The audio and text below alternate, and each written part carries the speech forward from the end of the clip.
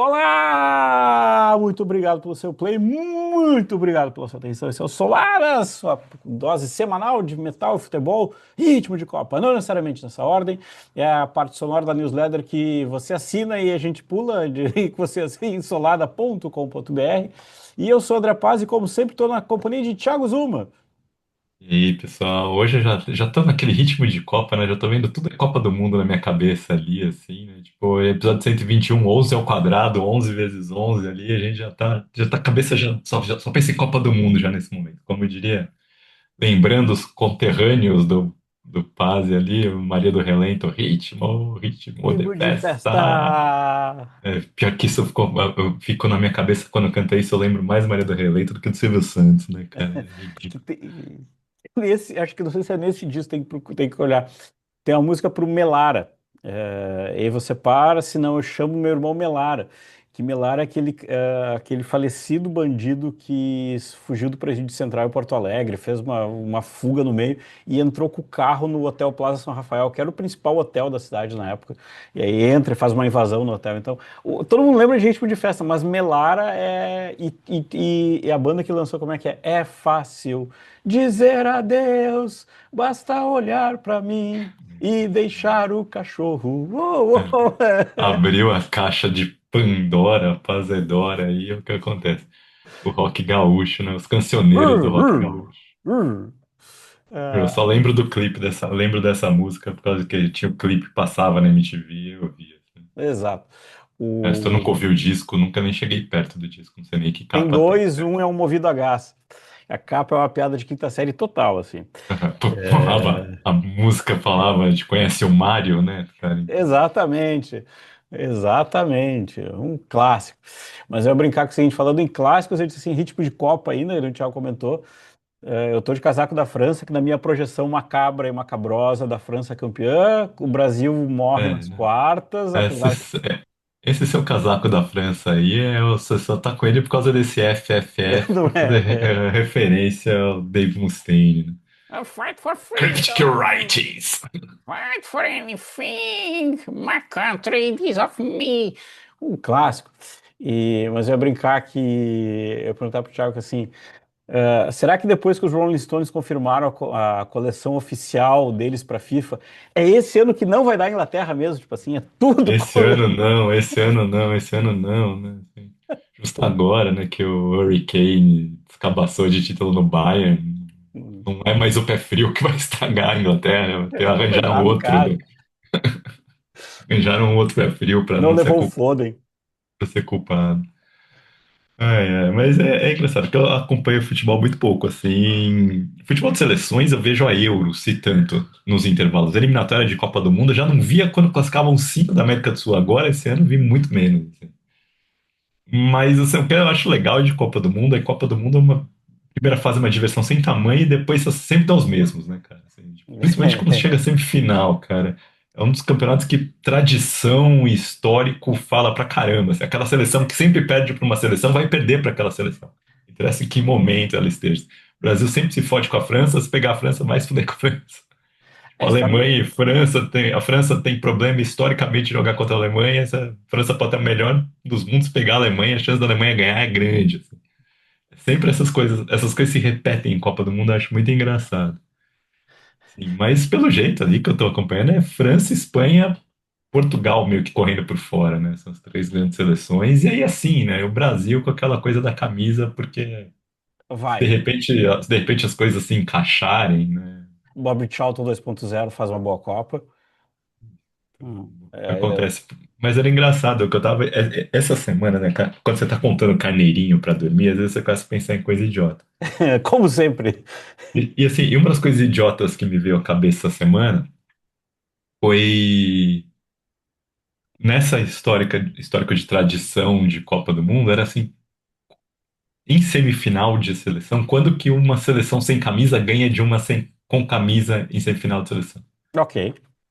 E aí eu comecei a tabular na minha cabeça antes de dormir, assim, a partir de 82, que 78 a Argentina ganha, e a gente já pode dizer que forma esse Big Four de Copa do Mundo, que é Brasil, Alemanha, Itália e Argentina. E de 82 para cá, só três seleções que foram campeãs do mundo caíram para países que nunca tinham ganhado um título nenhum. Tu fez a estatística. Eu fiz Eu fiz. duas. A primeira vez que isso foi acontecer foi em 2010. De 82 a 2010, nunca, de 80, 82, 86, 90, 94, 98, 2002, 2006, nunca uma seleção sem ganhar a Copa do Mundo tinha perdido na semifinal para uma seleção virgem.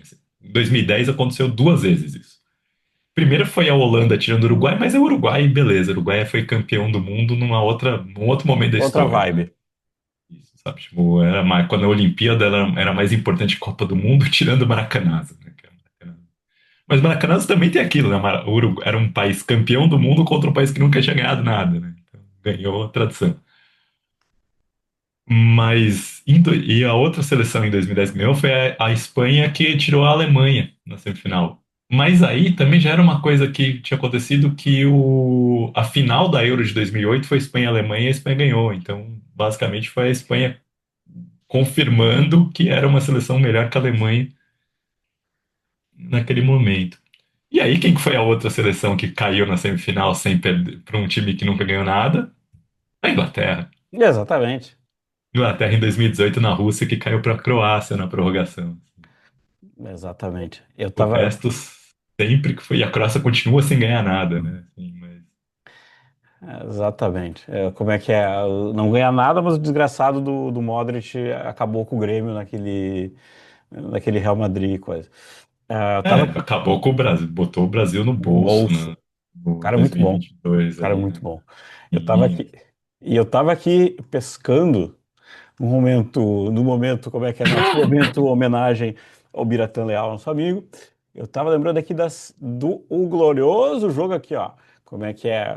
França e Paraguai, Copa de 98, oitavas de final, foi roubado. Era para ter sido empate e ter ido para os pênaltis, tá?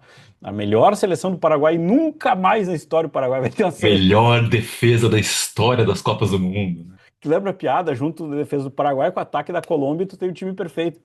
Era o ataque do Chile, meio-campo da Argentina E a defesa do e a Paraguai. sorte do Zagallo, assim.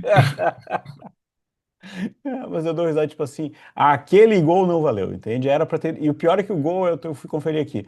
E o pior é que o gol é aos 114, tipo assim, aos 114 minutos. Então, tipo, isso é. Como é que é? Aos. Bem finalzinho da prorrogação era gol de ouro, não era? Era gol de ouro, era gol de ouro.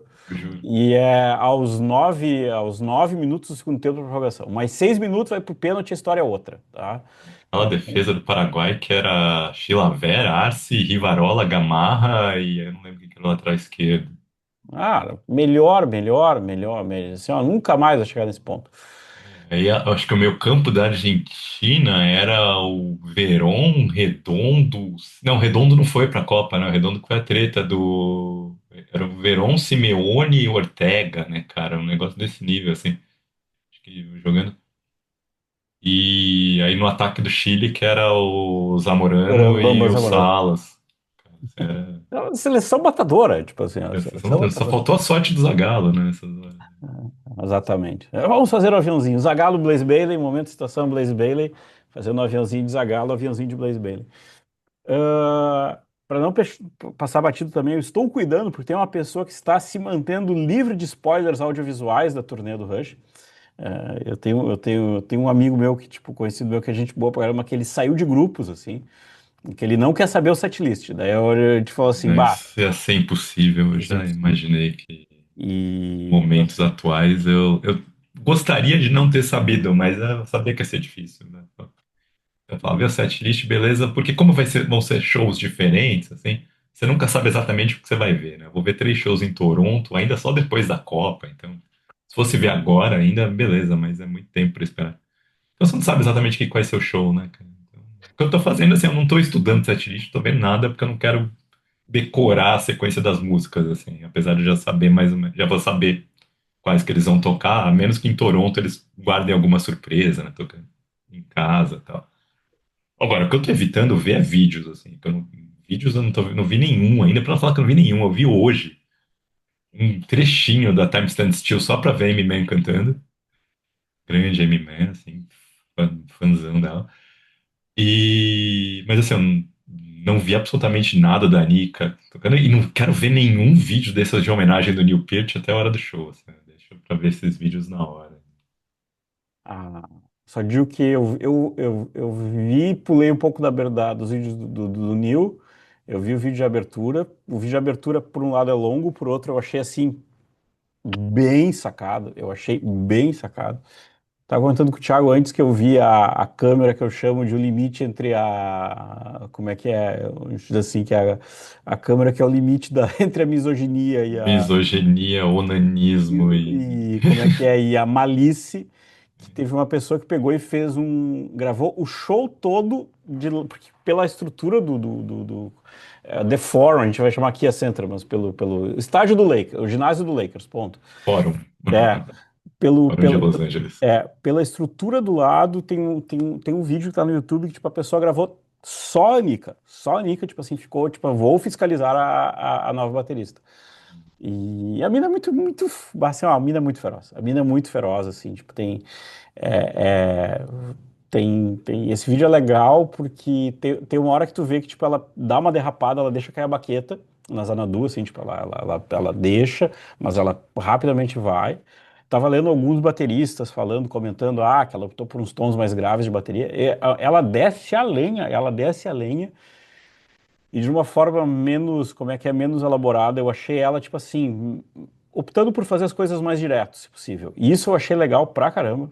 By Torres, Snow Dogg, assim, ó, finesse, eu acho que todo mundo falou de Xanadu, todo mundo falou dessas coisas, eu achei que Baitor, assim, ela falou, me dá. E eu não lembro em que A Vitória é momento. uma música pra baterista, né, cara? Exato. Tem Mas, momentos ali que a batera brilha sozinha, né? bah, E é e, batera mais visceral também, né? Então exato. não dá pra você cobrar que ela repita igualmente. Ela vai dar as pancadas do jeito que ela achar que tem que dar pancada naquela hora, né? E tem uma coisa ali que tem, eu não lembro entre que música que é. A nossa amiga, a Bia, que viu os dois shows, comentou, e mais gente comentando, assim, da interação do Guedes e do Alex, que tá muito boa, que tá muito boa. E de várias horas que o Guedes vai e olha pra Nika. E aí tem um vídeo que tem uma hora que ele olha pra ela, que parece que ele tá dizendo assim, tá, é teu também, tipo, sabe, tipo, tipo assim, parece que ele olha pra ela com uma cara, tipo assim, é teu também, aproveita, Diverte sabe? aí, né? Diverte. E assim, ó, quando saiu o primeiro set, que é o set que tem, não lembro a ordem dos fatores, mas que tem Subdivisions, que tem Distant Early Warning e que tem The Garden, eu falei, cara, me dá esse setlist agora, assina embaixo, entende? Assim, ó, me dá, tipo, sabe, putz, mas não tem, No fi- não tem nada do Vapor Trace, não tem problema nenhum, me dá agora, sabe? Não, e no segundo show teve uma mudança ali que eu curti nesse início, que foi eles tirarem Far Cry. Eu amo Snakes and Arrows, eu gosto muito mais de Snakes and Arrows do pós-reunião do Rush, assim, pode-se dizer. Uhum. O Rush 2000, o disco que eu mais gosto do Rush é Snakes and Arrows. Mas eles trocando o Far Cry por Analog Kid, eu falei, pô, assim, pode trocar. Me dá. Aquele início, cara, começa Xanadu, Spirit of Radio, aí eu acho que tem Free Will e Analog Kid, cara, e Subdivisions, cara, mano, acabou o show já. Se tivesse, só fosse essas cinco, termina o show ali, tá? Aí toca, tipo, toca, sei lá, termina o show ali, já tava ótimo. Já. E uma coisa que a gente não pode deixar de comentar, a gente estava falando antes de começar a gravar, é que Lauren Gold, o senhor tem o melhor emprego do mundo, porque todo mundo imaginava que, tipo, tá, então o Guedes vai ficar vai ficar menos preocupado com o teclado e vai deixar o Lauren Gold trabalhar. Não, tipo assim, os dois estão, tipo assim, fome de estrada mesmo. Ah, Velhos hábitos não morrem, né? Old Habits não, Die Hard, né? O cara não conseguiu, não consigo tocar essas músicas se eu não tiver que fazer tudo isso. memória muscular, tipo, eu Uma preciso memória manter. muscular. Não Não, faz assim, ó, sentido na minha cabeça se tiver tudo isso. É, ele é, vai disputar ali com o cargo do técnico. O tecladista já era o Maiden, eu diria que tem um cargo fácil, mas na verdade ele é o técnico de som ele é o técnico de baixo do Steve Harris também, então deve ser chato pra cacete. doutor Renato. O assistente do Dr. Renato. Aí tem o tecladista do Halloween, né? O tecladista do Halloween é um emprego fácil pra caramba ali, assim. Faz de vez em quando, aperta uma casinha, se é que tem ainda, né? Acho que agora já devem ter colocado base pré-gravada, porque, sei lá, quando precisa teclado Halloween? Nas introdução das músicas e no meio de Dr. Steve. Então. E aí a gente tava lembrando do grande tecladista do Children of Bodom, Yanni Warman, né? E, tipo, quando ele não tava solando na música, ele não precisava fazer absolutamente nada na música. Tava lendo, a primeira vez que o Children of Bodom veio pro Brasil, assim, ele ficava tomando cerveja no palco na hora, sabe? A banda tocando lá, ele deixava ia equilibrando as latinhas de cerveja em cima do teclado. Aí na hora do solo, eu baixava o teclado, solava de frente pra galera, depois voltava e parava. É que eu tô com a câmera pegando, é que ele pegava o teclado e deixava o teclado virado. É isso. O mais magal, o Derek Cheney fazia esse tipo de magalzão de deixar, tipo, nem polegar fazia isso, entende? Porque o polegar era que era quitar do Jordan. Mas, tipo, esse é pegar o teclado físico e virar, entende? Tipo assim, não é o quitar, tipo, moleque.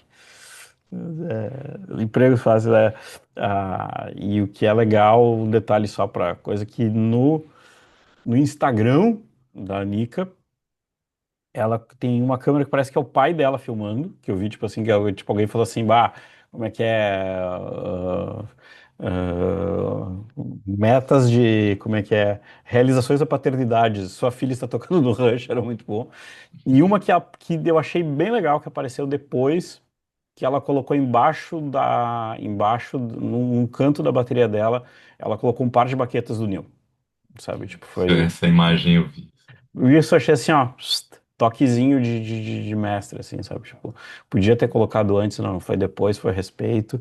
E é legal, a mina se adonando das coisas, sabe? Sabe, tipo, a, a- aquilo que. Não lembro o que é que foi que falou.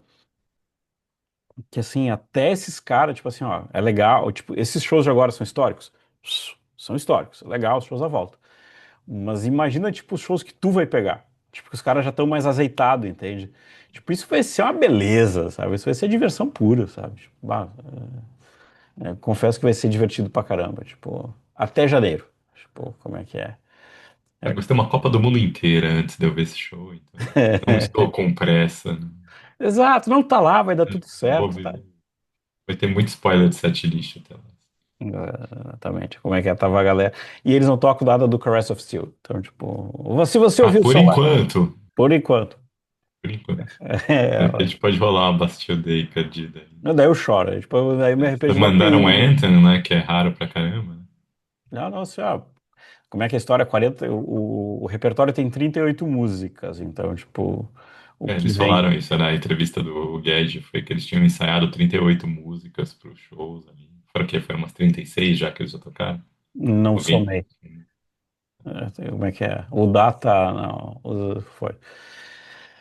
Tu falou de parada, tu falou de parada, tu falou de parada. A banda que a gente deixou pra hoje, que completa como é um aniversário relativamente recente, mas ele é um aniversário importante pra caramba, que são 20 anos do Monotheist. Como é que é? A gente diria, Pancada aqui do Celtic Frost. como é que é? Oficialmente o último release, o último respiro do Celtic Frost. Depois a gente vai falar de outras coisas, mas eu ia lembrar que assim, a gente sempre gosta de falar banda que você deve ouvir, banda que você deve prestar atenção. Ah, mas é muito mais extremo, não, mas ela é importante pro rolê. E eu ia. Ela é extremo e vanguarda, né, cara? Ela Não, trouxe coisas que viraram clichês depois. Ela vai. não tem medo de ousar. E pagou o preço por não ter medo de É, ousar. e ela nunca é extremo de ultra extremo. Tem vocal ultra agudo, irritante, ou Cookie Monster. O vocal é agressivo, mas não chega a ser aquele. Não chega a ser caricato, que nem as pessoas falam do Papangu. "Ah, esse vocal é meio caricato." Você não entendeu o rolê, mas tudo bem. Exatamente. Ah, Cai de paraquedas no rolê, não entende exatamente de onde que a banda veio, o que a banda quer fazer, coisas do tipo. Mas exatamente. Celtic Frost nunca teve esse vocal caricato, ele teve vocal agressivo, tem um estilo de vocal do Tom Warrior, varia bastante. Inclusive, vamos falar disso mais pra frente. Mas eu ia brincar contigo. Qual que era o momento do Celtic Frost em 2006? A banda tinha dado um break, porque, tipo, como é que é? Se a gente for lembrar, a banda tem um disco que é o Cold Lake, que é de 90, se não me engano, que é o disco que, tipo, a banda dá uma derrapada, a banda tenta arrumar um pouco a casa com o Vanity É, Nemesis em noventa e então não, três não foi para... exatamente isso, né? Entenda assim, o Celtic Frost, a essência do Celtic Frost é a dualidade do Tom Warrior com o Martin Nin. O Hellhammer foi uma banda que o Tom Warrior fez com os moleques, com os amigos dele. E que era o Martin Yen entra bem no finalzinho, né? O Martin Stricker, né? Que era o nome dele, Martin Stricker falecido em 2017 já. E entra bem no finalzinho do Hellhammer, assim, e quando o Hellhammer tá sendo chincalhado por toda a imprensa, falando que é a pior coisa que eles já tinham ouvido na vida, não tem melodia, blá blá blá blá blá, o vocalista não sabe cantar, essas coisas ali. E eles decidem, é o Martin Nen e o Toninho Guerreiro, né? O Tom Warrior, Tom Fisher. Thomas Gabriel Fischer, né? O Toninho Guerreiro Duravante, né? Ele, o Toninho e o Martin, eles decidem criar o conceito do... fazer uma banda nova e criam um conceito do Celtic Frost que vai vir ali. A gente já tem um episódio do Morbid Tales que a gente entra... do Megatherium, acho que é, a gente Megatério. entrou em mais detalhes disso. Mas o fato é que, assim, são os dois, né? O Martinen e o Toninho são os dois que formam a identidade principal do Celtic Frost. Só que o Martinen sempre, a relação entre os dois nunca foi uma relação muito simples, né? Sempre foi uma relação muito turbulenta, sabe? Tipo, uma coisa de irmão mais velho com irmão mais novo, sabe? Uma coisa, apesar deles não serem irmãos, mas é muito próxima essa relação.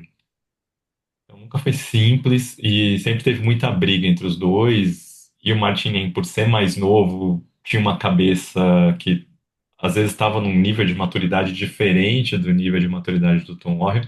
Por isso que no To Megatherium não tem o Martinen sai por algumas crises ali de família para depois voltar para a banda. No Cold Lake, o Tom Warrior acontece com o Toninho. O Toninho, caso tá feliz da vida com a namorada e resolveu fazer um disco do Celtic Frost. Não funciona ele feliz fazendo disco do Celtic Frost. E aí ele deu uma Motley cruzada no Celtic Frost, no Cold Lake. E o Martin Ain não participou disso. O Martin Ain não Tô fora sabe dessa. onde está indo. Então, exatamente, essa, como o Martin Ain não quis participar disso, não sei se exatamente foi o conceito musical que o Martin Ain falou assim, eu não vou participar disso, ou se o Tom Warrior tava numa pegada e o Martin Ain tava em outra, e falou assim, não, mano, não dá pra ficar, você tá só com essa sua namorada aí, não presta mais atenção em nada. Quer viver essa vida de Los Angeles, de glam, eu não tô afim de fazer isso, não é a minha. Mas o fato é que acabou com o Celtic Frost, o Cold Lake, né? O Cold Lake imagina que você tem, o Celtic Frost era tido como a versão mais bruta e mais vanguardista do Slayer, sabe? Tipo, né, ali. Então, quando foi tocar das bandas da Noise, era a banda que fazia mais sucesso nos Estados Unidos. Mais do que Halloween, mais do que Creator.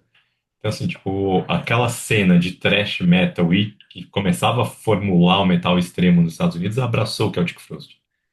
Inclusive, no Into the Pandemonium, que é um disco que eles começam a viajar, não chegaram a abandonar, sabe? Eles continuaram acompanhando. Agora o Cold Lake era demais, né, cara? Você tá pegando, você, tipo, as músicas. Eu não acho um disco ruim por si, assim, mas é um disco que não tem nada a ver com Celtic Frost. Troca o Tem, lodo. ri- tem riffs legais, tem ideias musicais boas, mas isso é muito Motley Crue, sabe? Muito aquela pegada de glam Los Angeles oitentista, assim. Então, imagina, sabe? O cara que tava ouvindo, falando que o Metallica tava se vendendo no Master of Puppets, você ouviu o Celtic Frost. Cara, não ia ter condição de ouvir Cherry Orchards, assim. Ainda mais com o clipe que tem o Tom Warrior fazendo beicinho. Veja, um clipe de Cherry Orchard é um negócio bizarro, assim. Enfim, a banda podia ter acabado ali, mas existia uma tal de Noise Records que falou, amigos, vocês Você me deve. tinham um contrato completamente oneroso com a banda, assim, e nessa hora, o, o Toninho e o Martin refazem as pazes e falam, beleza, vamos tentar recuperar a banda e aí lança o Vanity Nemesis, assim. Só que eles assumem que o Vanity Nemesis eles não estavam com coração ali, sabe? Era do tipo, vamos ver se funciona, se a gente consegue voltar a fazer um som mais agressivo e se isso vai ressoar com o público e tal. Porque era um momento que a Noise estava em parceria com a EMI, que é uma tensão ali para quem. A biografia da Noise Records é muito boa, assim. E essa parceria da Noise com a EMI é uma treta que envolve o Halloween e o Rod Smallwood. Então, assim, tipo, o Halloween tá estourando na Alemanha aí, eles estão. olhando para o mercado inglês, o Rod Smallwood está olhando para o Halloween, querendo trazer o Halloween e querendo tirar o Halloween da noise, e fica um limbo ali. O Halloween fica meio nesse limbo ali. Muita gente diz que o Halloween só não ficou uma banda gigantesca por causa dessa treta toda. E uma das coisas que a Noise fez foi fechar um acordo com a EMI, e muito com a ajuda do Rod Smallwood, para ter a distribuição dos discos da Noise pela EMI. E a Noise escolhe alguns dos seus artistas de maior sucesso para fazer isso. E um dos artistas que eles escolhem é o Celtic Frost, nessa esperança de que tipo, o Celtic Frost, por ser grande nos Estados Unidos, agora com o suporte da EMI, possa ficar muito grande. Mas o Celtic Frost não tá com a cabeça mais ali. No Variant Nemesis sai pela Noise e EMI, mas o negócio não funciona, né, cara? E O aí a contrato banda. legal no momento errado. Não, o contrato continuava péssimo, só era bom pra É. nós. Entendeu? A Noise podia ganhar muito dinheiro com aquilo. A banda ia continuar ganhando merreca, assim. Mas eles pensam do tipo, de repente, essa merreca aumenta, sabe? Tipo, o nosso 1% deixa de ser 1% de 50 para ser 1% de 50 mil, sabe? Então, Eu que é bem melhor. exatamente, que é melhor, assim. Mas acaba que não funciona. Esse contrato da Noise com a EMI, nem ninguém vai para frente com esse contrato. Para Noise só perdeu dinheiro fazendo isso daí, comprou briga. Foi a hora que a Noise entra em decadência, assim. As bandas vão ficar meio putas e vão formar outras gravadoras. Quando a gente vai falar de Rage mais para frente, acho que a gente falou um pouquinho disso no episódio que a gente aborda o Black in Mind no ano passado, mas provavelmente quando a gente for falar de End of All Days, dá para falar um pouco mais disso daí. Mas enfim, aí o Cut Crush acaba. E beleza, não deu certo. Essa tentativa de surfar na onda da Noise e da EMI deu, acaba acabando. A gente não tá feliz com o que a gente tá fazendo. Esse disco, é um disco que a gente fez meio que sem instituição artística, sem nenhuma ousadia artística. Para uma banda que vinha Fez por ousando o tempo fazer. todo, fez pra fazer, exatamente. Nisso, o Tom Warrior vai seguir com a Apollyon Sun, que é uma banda que ele cria depois, que não lança nada, acho que no máximo lançou um single, não E tem eu nenhum tenho um disco lançamento só. oficial. É Eu um acho que é o disco Sun. só, sabe? É isso. Então, que eu não sei nem se é descompleto, o que que aconteceu com a Apollyon Sun, eu nunca ouvi, eu só ouvi músicas, nunca botei o disco inteiro pra ouvir, assim. E o Apollyon Sun é importante porque ele vai começar a trabalhar com o Erol Nala, que é o guitarrista, o segundo guitarrista desse disco, que só grava o disco e não sai em turnê, assim. Só que aí, no início dos anos 2000, o Toninho e o Martin Ain, Toninho e o Martinho se entendem ali e falam, vamos recriar o Celtic Frost, vamos recriar o Celtic Frost. E essa recriação é uma recriação turbulenta, porque os dois têm uma relação turbulenta, mas é uma relação que se dá em outros termos, assim, né? Eles começando a enxergar o legado do Celtic Frost de outra forma, já nos anos 2000, assim. E uma das coisas que eles enxergam é a gente não pode ter um contrato tão zoado quanto o contrato da primeira vez foi. E eles vão criar uma gravadora própria, que é a Prowling Death Records, que até hoje é a gravadora que lança os discos do Toninho Guerreiro. E também criam uma editora própria, para não ter intermediário para receber royalty, né? Então, esse trabalho. E para lançar o Monotaste, eles bancam a gravação. E aí uma gravação longa, demorada, porque eles estão bancando, é deles, está saindo dinheiro para fazer aquilo, e eles estão, enquanto eles não acharem que está pronto aquilo, eles não saem. Só na hora que eles acham que o disco está pronto, que eles vão atrás de alguma gravadora para lançar e distribuir. E aí sai pela Century Media o disco. Ou seja, uma liberdade maior. Tu já encaminhou um pouco isso, mas eu vou costurar mais, que é, então, essa formação final do Celtic Frost seria o grande Toninho Guerreiro na guitarras vocais, o Martin em no baixo nos vocais, o Heron Enala nas guitarras e o Franco Sessa na bateria. Como é que foi entrar um outro baterista nessa banda? Como é que é esse encaixe? Então, outro baterista, lembrar que sempre o Celtic Frost teve variações de bateristas, né? Entre o Reed St. Mac e o Dominic Steiner, né? Que acho que foram os bateristas principais deles, assim. Sempre ficou meio que um indo e o outro voltando, né? O Dominic Steiner, o Reed St. Mark e o Ron, não, o Marcos foi guitarrista, o Reed St. Mark foi Já baterista, pego aqui pra ti. tocou no... Tocou no... Caralho, qual foi o baterista que tocou no disco do... No Cold Lake? Cara, Stephen Priestley, com Cold Lake, né? Uhum. Isso, então, mas sempre foi, a bateria do disco ali sempre foi uma coisa meio trocando, né? Stephen Priestley toca nos primeiros discos, toca no Cold Lake, Stephen Priestley, se eu não estou enganado, também tá no Vanity Name.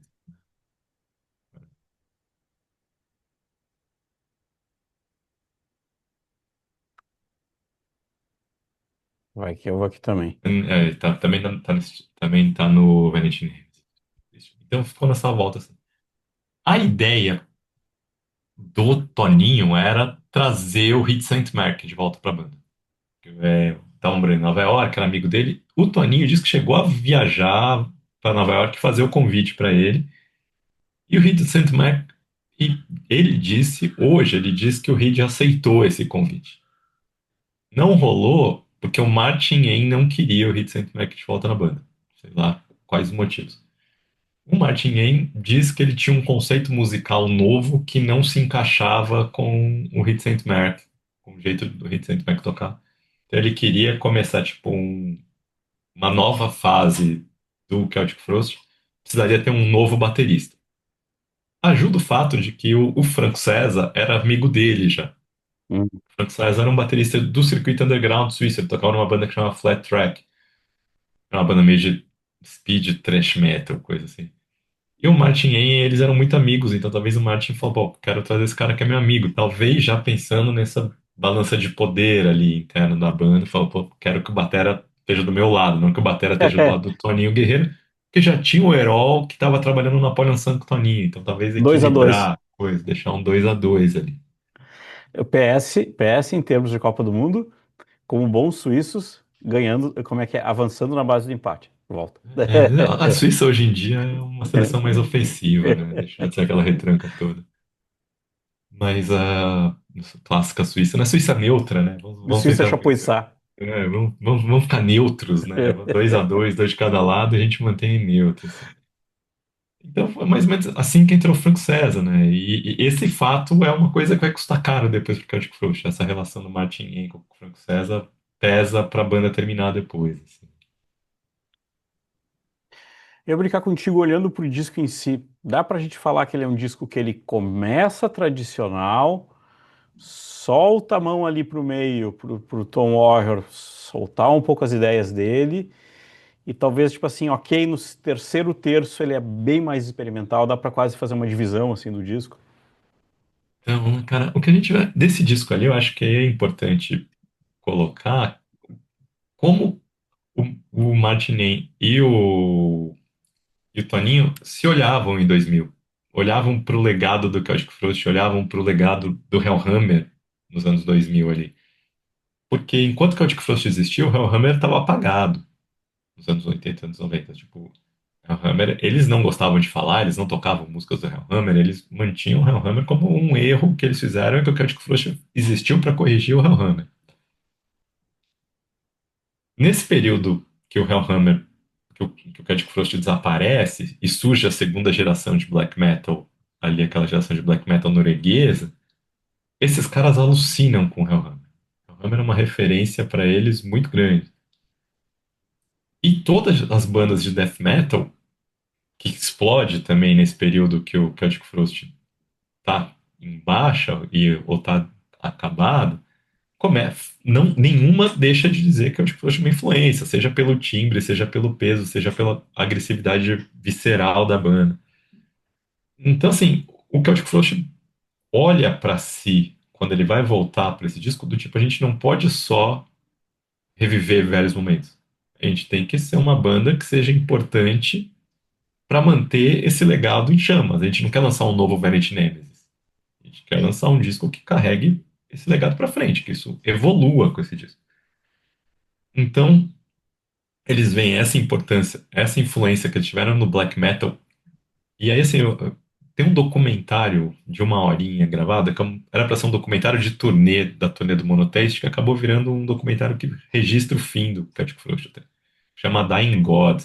Você encontra, tem com legenda em português na internet, com legenda em inglês e tal. Ele é falado maior parte do tempo em alemão, né? Porque são eles conversando entre eles. E a parte inicial é o Tom Warrior e o Martin Ain refletindo do tipo, eles indo pra Noruega e refletindo do tipo, puta, mano, os caras queimaram igreja pra caramba, e quando a gente tava fazendo os nossos discos do Hellhammer, a gente tinha posturas radicais que talvez estimulassem as pessoas a fazer isso. Mas a gente olha e fala, a gente não. Eu me sinto por parte responsável por esse ato de que é uma aberração, sabe? Ele condena, mano. Mas eu era radical naquela época, moleque cabeça dura, sabe? Passando por momentos assim explosivos. E eles meio que dizem qual que era o tipo de sensação que eles estavam querendo passar com o Hellhammer e com o Celtic Frost. E no Monotaste eles querem recapturar esse tipo de sensação, não necessariamente a sonoridade. É a ideia. Então, eles queriam capturar essa ideia, assim, sabe? Tipo, deles mais velhos, olhando como que a gente captura aquela sensação de desabafo espiritual por meio da música. Então, é muito isso, assim. É um disco que é bom falar, não é? É um disco que é meio a meio Martin Ain e Tom Então, Warrior, não é só do Tom Warrior o disco, sabe? Os créditos são muito divididos entre os dois, das músicas, principalmente das letras. Então, tá muito por esses dois lados, assim.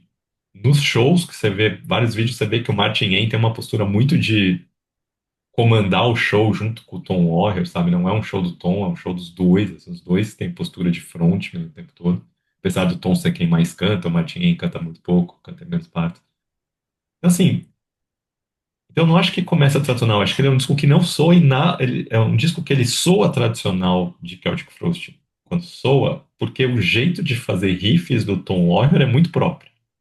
Sabe? Ele tem esse ataque percussivo para fazer riff, sabe? Que é aquele riff que não é aquele riff metálica, sabe? Aquelas palhetadas. Ó. Aquele riff que parece que ele vai dando pancada nas cordas assim, num ritmo. uhum,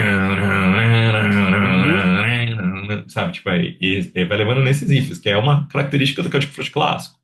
Talvez um pouco mais rápido do que tá aqui, mas nessa levada. Sabe? Tem nenhum riff que você fala, olha, tipo, palhetada, tipo, não faz isso. O Celtic Frost não tem isso. Hoje tem uma outra pegada. O Hammer também tinha essa outra pegada. E o Tom continua com essa pegada de riff. São riffs ultra técnicos, nada do tipo riff meio percussivo, meio ritmado, assim. É uma das críticas. Muita gente acha ritmado demais até. Muito fã velho de Celtic Frost não gostou desse disco porque acha isso, sabe? Mas essa pegada mais percussiva tem ali. Então, eu acho assim, as primeiras músicas, quando você vai ouvir o disco, aí já entrando pra falar nas músicas, a gente não vai fazer faixa a faixa, mas a gente vai passando. Mas se você pensar na Progeny e na Ground, elas têm essa coisa. Mas na Ground, por exemplo, ela já tem. Já começa a ter um lance mais hipnótico nos riffs. Uma repetição mais hipnótica da levada. Então, que já é uma coisa que eles vão começar a trabalhar. Ela já começa a arrastar um pouco, ser mais hipnótico, isso vai crescendo ao longo do disco. O disco vai ficando cada vez mais forte. E quando você entra no Dying God Coming to Human Flesh, que talvez seja um dos maiores clássicos desse disco, assim, terceira. que é a terceira música, é a primeira que é a letra do Martin Ain, as duas, a Progeny e a Ground são letras do Tom Warrior. Nas músicas, a primeira feita pelos três, né, pelo Martin Ain, o Fish, o Tom Warrior e o Franco César. A Ground é uma música do Martin Fisher só com o Aaron Nala, e a Dying God Coming to Human Flesh é a dos três, do Nala, do Tom Warrior e do Martin Ain. E essa aqui você já começa a ver formar esse novo Celtic Frost, sabe? Que é uma música de quase 6 minutos e que entra uma vibe que é mais de doom e de post-metal, que eram coisas que estavam Ô, acontecendo, sabe? Esse ô, sentimento. Então vai ter muito post-metal e muito doom, sabe? A gente falou do Neuroses. Neuroses é aham, doom ou post-metal? Neuroses é post-metal. O Celtic Frost está trabalhando nesse limite dos dois o tempo todo. Nesse disco, exatamente. muito disso.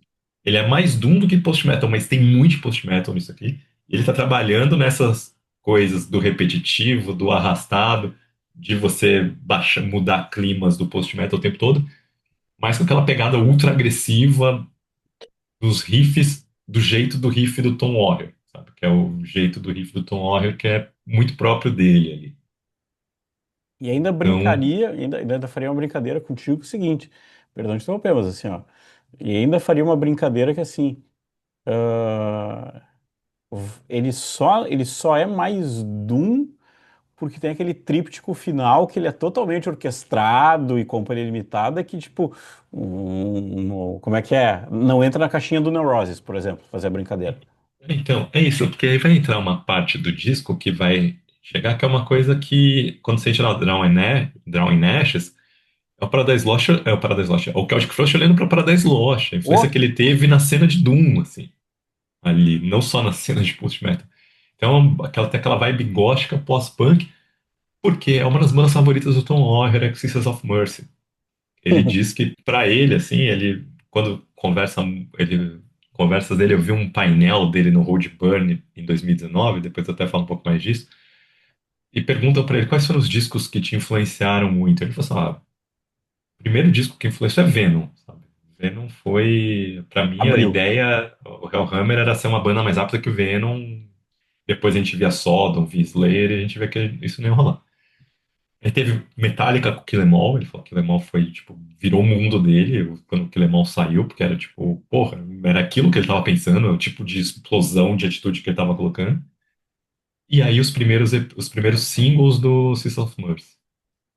Os primeiros singles do Sisters of Mercy mudaram a cabeça dele do tipo, mano, isso aqui é esse tipo de maldade que eu quero fazer com o meu som. E essa influência de pós-punk é muito nítida do Into the Pandemonium. Into the Pandemonium, esse pós-punk tá estourando ali. E aqui você começa a ter na Drowning Ashes, vai ter essa influência gigantesca de pós-punk. All Obscured é pós-punk pura, assim, baixando distorcido e tal, o negócio ali. Tem aquela pegada de balada de pós-punk. Sabe, tipo, o Tom Lawyer canta com aquela vocal, com aquela voz mais melancólica dele, assim, meio chorosa um pouco.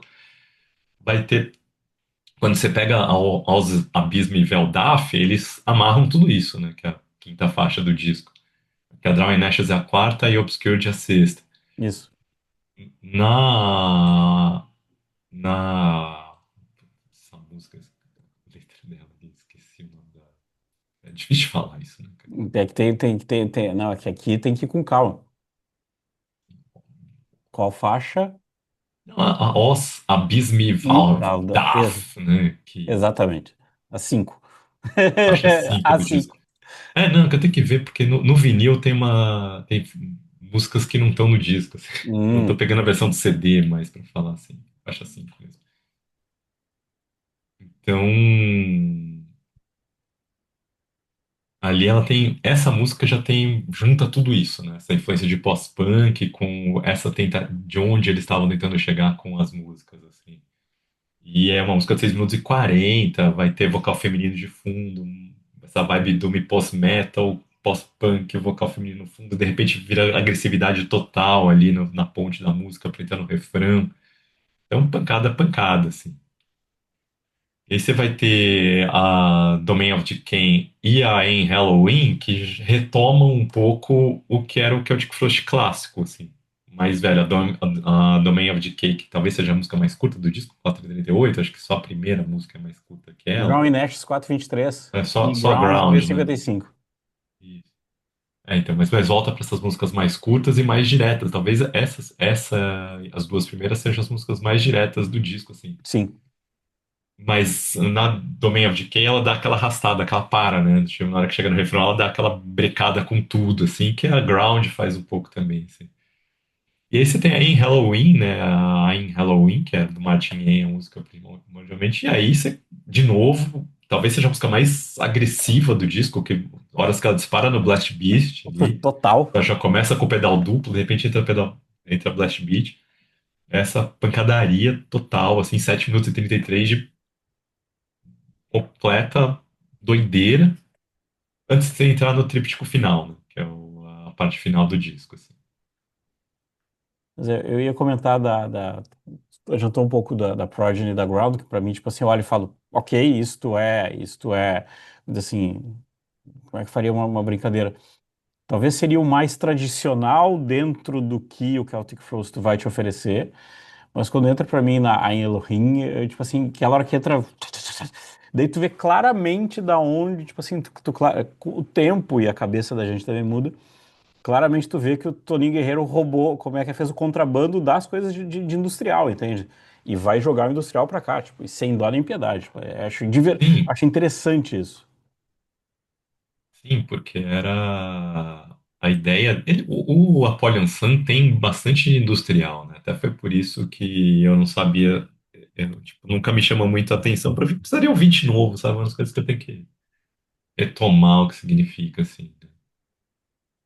Mas é. E uma coisa que não dá pra falar, assim, coisas que a gente olha e geralmente tem a ideia de que as letras vêm do Toninho Guerreiro. Não! Tem muita coisa que é do Martin Em, sabe? O Tipo, Martin Ain escreve muitas das letras assim, porque o Martin Ain, mal ou bem, ele ajudou a. Ele ajudou a. Pode dizer assim. O Martin Ain ajudou a conceitualizar, né, seria o Celtic Frost, essa coisa antirreligiosa do Celtic Frost, sabe? De você ser, não necessariamente, porque tem muito de satanismo quando eles colocam, mas a ideia do Celtic Frost era de ser, Como é que é na Progeny? ser antirreligioso É, mesmo, assim, if I sabe? De am você. you, como é que é? If I were you, I'm the faith to end all faith. Isso, exatamente, sabe? Tipo, ser antirreligioso, de ter uma visão laica pesada do mundo, assim. Então, tem muito disso daí, né? Vai ter, em Halloween significa nenhuma divindade, né? Seria a tradução Exato. de em Halloween, assim. Então, tem muito disso no disco,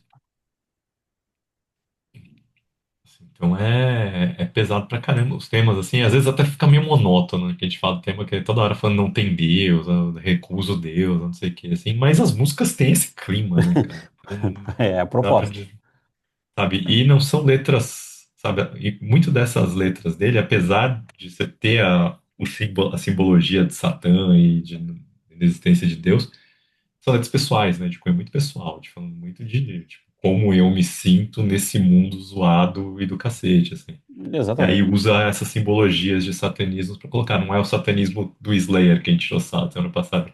Depois de um God Hates Us All, agora tem um Crash Illusion, que é meio que um negócio de cartoon, assim, né, de meio infantil deles, tem uma questão existencial por trás do jeito que eles abordam o tema o tempo todo. Não, mas Mas é assim, tu pegou talvez a palavra que seja a palavra lírica para o Celtic Frost. É muito mais existencial do que outra coisa. Acho que é muito esse ponto. Mas eu confesso para ti que eu sempre penso, a gente sempre pensa no Tom Warrior, mas esquece do Martin Ain, lembrando que vai falecer em 2017. Então, tipo, e que não interrompe. mas só para complementar do disco, né, que o disco termina com o tríptico, né, que é o triunvirato final, o tríptico final que é o que vai inspirar o nome da banda posterior do Tom Warrior, né? Mas apesar disso daí, o tríptico final, as letras são do Martin Ain. E que para mim é Pra surpresa. falar Hum, isso. As três são letras do Martin Ain, assim. Três, as duas, né? Porque é a última é instrumental. A Totengot é uma introdução longa demais, né? Acho que é uma vinhetinha, é barulheira ali, o Martin Ain mesmo, que acho que quem fala, e tem partes em alemão, partes em inglês ali. Mas é uma vinhetinha que foi longe demais, assim, né? É só em inglês a Totengot, da Sinagoga Satanai, que vai ter umas partes em alemão, que ele vai falar. Partes em latim e tal, tem umas doenças todas. E a Sinagoga Satanai talvez seja a música que descreva o que vai ser o Triptych depois, né? Acho que é apesar, isso que eu ia te perguntar. sabe, tipo, ela tem 14 minutos e é longa, ela demora uns quase 4 minutos. Depois de 4 minutos e meio que você tem da introdução, ela vai ter uns 2 minutos de barulheira até entrar o riff inicial, assim, ainda com ruído. E tem essa coisa do ruído contrapondo com um acorde limpo, assim, né? E vai, depois vai ter o zoom pegado, vai ter uns versos mais rápido, ela vai ter milhões de partes diferentes, assim, na música. Tem uma hora que ela vai chegar a beirar o Funeral Doom, assim. Aí na hora que ela entra do refrão ali no Sinagoga Satanás, tipo, é quase black metal lento, assim, quase É Black Metal, então, uma boa descrição. funeral black, quase funeral black, assim, né? E assim, sabe, fica macabra pra caramba. Quando entra as narrações, tá macabro pra cacete. Aí quando vai pegar lá pros 10 minutos da música, ela vai continuar arrastada e o tom vai entrar com aquele vocal mais lamentoso pós-punk, assim. Então, assim, é uma, sabe, 14 minutos que é uma viagem por si só que talvez resuma o disco, sabe? Se eles lançassem só não conseguissem fazer um disco e lançassem só essa música como single, assim, talvez você entendesse a reunião, disco inteiro de conteúdo tá presente aqui, assim. E aí o disco vai terminar com a parte 3 que é o Winter, né, cara? Que é na parte um que é a terceira parte do Requiem do Tom Warrior. Ele já tinha feito o capítulo um que é a Rexirai, que tá no final do Etude Pandemonium, a penúltima música do Etude Pandemonium. A parte 2 só vai surgir com o Triptych e eles só vão tocar ao vivo num show que eu tava lá.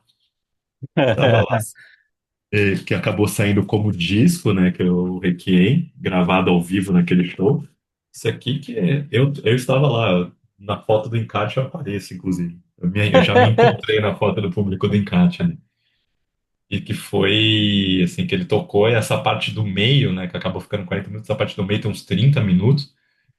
E é bem percussiva, sabe, cara? Assim, tem a orquestração, eles tocaram com a orquestra a parte inteira, assim, tem uma outra menina que faz os vocais. E essa parte do meio é bem percussiva. Você percebe que tem vários momentos que o que carrega mais a música são os instrumentos de percussão, sabe? O baterista do Triptych tocando com os instrumentos de percussão da orquestra, assim, com os metais e as cordas sendo muito mais, tipo, mantendo um climinha e a percussão carregando essa música, que mostra, tipo, esse riff percussivo do Tom Warrior na hora que ele foi fazer música clássica. Para que ele foi fazer algo orquestrado, ele carregou essa veia percussiva para fazer música clássica também, esse tipo de abordagem. Então, assim, é bem legal para quem quiser, procura no Triptych, tem o negócio, tem a suíte inteira ao vivo. Foi uma experiência fenomenal de ter visto. E nesse mesmo festival acabou tendo o painel do Tom Warrior, que eu fui ver o painel, fui ver a entrevista dele, né? Ele respondia perguntas do público, mas principalmente perguntas do Gotts Newman lá, o cara da Rock Hard, conversando com ele. Inclusive, para ver qual que era a vibe dele, perguntou aí, não, e agora que você acabou de, finalmente você entregou essa suíte Requiem, como que você se sente, né? Ele falou assim, eu sinto que agora eu posso morrer. Não tenho mais Aí, nada ó. para fazer nessa vida, concluir o que eu precisava. Tipo, legalzinho, né? Daí o cara até fala, né? Pô, vamos mudar esse rumo dessa prosa, né? Veja bem, vamos olhar para frente. Você tem um show para Mas é que fazer. isso foi assim, só para dizer, né? Que esse foi um dos. O Road Bunny tem disso, né? De contratar um artista para fazer uma obra. E foi o Road Bunny que contratou o Tom Warrior para terminar. Fala, ó, pode ser um ano, pode ser 2 anos, mas você termina isso daqui, eu te boto com a orquestra e você toca isso com exclusividade no Road Bunny. E foi isso que aconteceu. Não, bela, uma bela proposta. Eu ia lembrar que ia te perguntar, fazer um momento brincadeira, aproveitar. Fala da capa primeiro, depois a Ah, gente pode ser, entra pode ser, nisso. pode ser, O pode que ser, pode ser, aconteceu pode ser. depois, né? Eu ia dizer que a capa, eu acabei não colocando, mas eu acho a capa do Mono Taste uma baita capa de disco, assim, ó. Eu tava comentando com o Thiago, acho que é uma das capas de metal extremo mais interessantes que tem, porque ela consegue mexer contigo sem ser nada, como é que eu diz assim, ela é uma capa que ela vai mexer contigo sem precisar ser extrema, sabe? Tipo, sem precisar te chocar, sabe? Ela é uma capa que ela te provoca por te deixar com a intriga do tipo, que bicho é esse que tá na capa? Que ser é esse que tá na capa, entende? E que eu acho nada apelativo, eu acho assim, ó, talvez seja diria assim que como é que é das melhores capas do metal. O Thiago tá pegando a capa ela para quem tá no YouTube. Talvez seja uma das capas mais interessantes do metal extremo. Por justamente fugir do posto. Ela Fugir é da. sinistra e ela não é escura, né, cara? É raro você ver isso. Que ela tem essa coisa de amarelado, tal, com as imagens ali, mas ela não é escura. Naquela capa que você bate o olho, soturna, pra você. Ela é ultra sinistra, ela é malvada, é difícil você distinguir as coisas que estão acontecendo ali. Te passa toda a sensação do disco, mas ele não é aquele disco, não é uma música, uma capa pretona que. Ótimo, talvez no CD desse um pouco essa impressão. O CD da mais que é pequenininho no É, vinil, porque fica vinil azul. pequenininho, porque foca só no rosto, né? Naquele Isso. rosto do meio, no vinil que tem a imagem inteira, essa imagem clara. A imagem, a capa é feita por um artista suíço que chama Michel Casarramona, Casarramona mesmo. Que só tem um único crédito que ele tem ali, são esses discos do Celtic Frost, uma demo do Celtic Frost que ele fez também, a capa, que é mais ou menos essa mesma levada de imagens, mas aí mais escurona, mas parecendo, parece até coisa de Joy Division, a capa dessa demo. É, talvez a inspiração também, tipo, eu quero, como é que é, Toninho Guerreiro chegando pra ele e falando assim, eu quero Celtic Frost, mas eu quero uma vibe Joy Division, Sisters of Mercy. O que que tu consegue nessa linha? Exato. Então, daí não tem, né? No documentário do Celtic Frost que eu falei ali, no da Dying God, tem o Jigger, ele aparece ali uma hora tirando foto, que eles vão fazer um show, o primeiro show da volta na Suíça, e aí vai estar todos os parentes, e o Jigger aparece lá no meio. E aí tem ele O, tirando foto com a banda e tal. eles têm uma relação, Giger, o né? Tom Eu Warrior tem tinha, uma relação super próxima com o H.R. Giger, como é que é? foi assim, ele foi o curador do Giger, né, cara? Ele era curador do museu do Giger, é ele, assim, quando o Giger eram os amigos muito próximos, quando o Giger morreu, ele cancelou toda a agenda que ele tinha de shows com o Triptykon pra ir no enterro do Giger. Inclusive a capa do primeiro disco do Triptykon é do Giger, assim, é uma imagem do Giger. Aí do segundo disco já é o outro, assim. É, Sim, acredito que é exatamente. Daniele, alguma coisa no italiano que fez. É, mas até brincar aqui, como é que é? Eu tô tentando achar. Ah, não, a capa do Melana Chasmata também é dele, do H.R. Giger. É do Giger também, é do Melano Uhum, das Mata? uhum, Achei uhum, que fosse uhum. do Daniele, Não, não, assim. não. Também tá lá no. Eu tô olhando, eu tô conferindo no Wikipedia. Mas aquela, o glorioso H.R. Giger, como é que é? Você olha a capa e fala, é ele! Não, a imagem é muita cara dele, até porque é a cara bem alien, assim, né? A capa Exatamente, do exatamente. Melano É das ele! Mata. É ele, não tá certo. Tanto Eparistera quanto Melano é ele. A capa do Daniele já é a capa do terceiro do. Que obviamente já saiu quando eu já tinha morrido, né? Eu É a brinco como capa é do que é. terceiro disco. E pra não dizer que só fica no metal extremo, e que tem, pra mim, uma das coisas, das artes mais legais de capa, que é do Brain Emerson Salad Lake and Surgery, do Palmer. Emerson Lake and Palmer, que tem que ser daí aquela coisa. Tem que ser no físico para fazer o negocinho de tirar e ter toda a chinfrazinha, tipo, aí é chinfrazinha, assim, tipo, é legal pro caramba. Ia fazer então a brincadeira final com o Thiago. Se Martin Ain não tivesse empacotado, não tivesse ido, teríamos o Triptych, será que teríamos uma reunião do Celtic Frost tempos depois, sei lá, pós-pandemia, do tipo, passou Então, por assim, isso. eles estavam bem quando o Martin faleceu. Eles estavam bastante, tipo, já tinham voltado a ser amigos, não tinha mais o bad blood, assim. E pra dizer, assim, o que que aconteceu pra terminar a banda, assim, né? Quando eles vão sair em turnê, o Errol não vai participar dessa turnê. O Errol sai da banda, o Errol não vai tocar junto com eles arranjam guitarristas tampões para sair em turnê. Tipo, o primeiro guitarrista tampão é o Anders Odden, né, que é um cara que tem histórico aí de bandas de black metal e tal, é norueguês. Mas o. E aí, quando eles estão fazendo a turnê, primeira turnê americana deles, assim, é uma turnê de quase de 50 datas que incluiria o México no final. E na reta final da turnê, eles já estão cansados pra cacete e começa a rolar um estresse, eles devem fazer essas datas do México. E o Tom Oher falando, mano, eu quero ser um. Voltei pra banda pra ser um artista profissional. Sabe? Então, se meu empresário marcou 3 shows do México, pô, já fiz 47, eu vou fazer 50. Exatamente. E o Franco César não quer fazer essas 3 datas do México. O Franco César tá falando, pô, tô cansado, cara, tocar bateria, puta saco, fazer essas viagens do México vão ser um inferno, quero voltar, depois a gente vê o que faz essas datas do México. Eu Tom Maia fala, pô, a gente já recebeu o dinheiro dessas datas do México. E Aí não tem assim, chinês. dizem que o público Latino-América é sensacional, a gente nunca tocou, então pô, a gente tem que ir lá tocar tal. E o Franco César fala que não vai, de jeito nenhum. E aí o Martin Yen tá ali e fala, pô, mas o Franco César não vai, dá pra gente ir, né? Sem o baterista a gente não tem como ir tocar. E o Tom Warren fica putíssimo com isso. O cara que você trouxe pra banda, você não vai forçar o cara a tocar, Ó o sabe? Você dois a também dois. você vai tomar o lado do cara. Só que aí não tinha, só tinha um, né? Porque o outro cara era Tampão, o outro músico da banda, que naquela época era o Anderson nem Tampão. Essas discussões tem no documentário. No documentário, eles, umas 3 vezes no documentário, eles quebrando pau do tipo.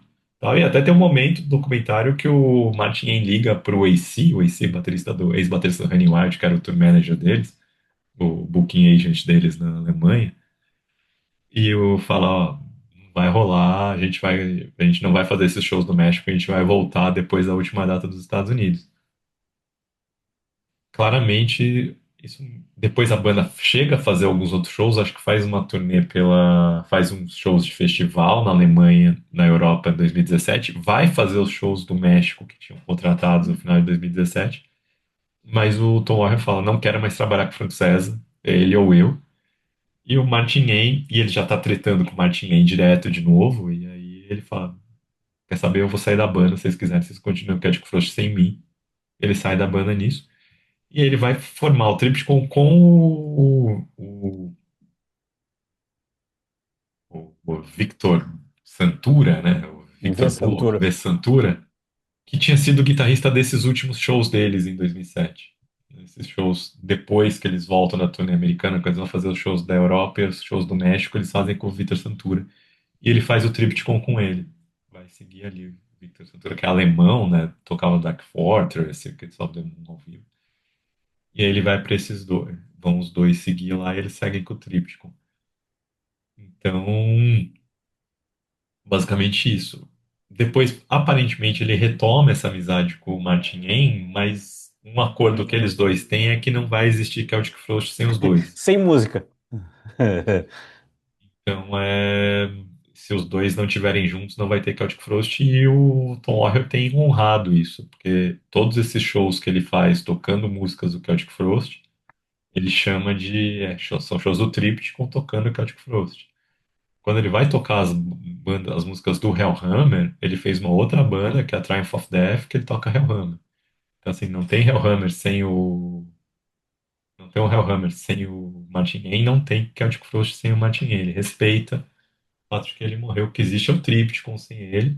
E estamos ali esperando para ver se o Tríptico vai lançar um disco novo ou não, né? Porque o último disco de inéditas dele é o Melana Chasmata, que é de 2014. Ok, o Requiem foi uma composição nova, tem 30 minutos de composição nova ali, que é uma composição que ele dá, que é do Tríptico, a parte 2, né?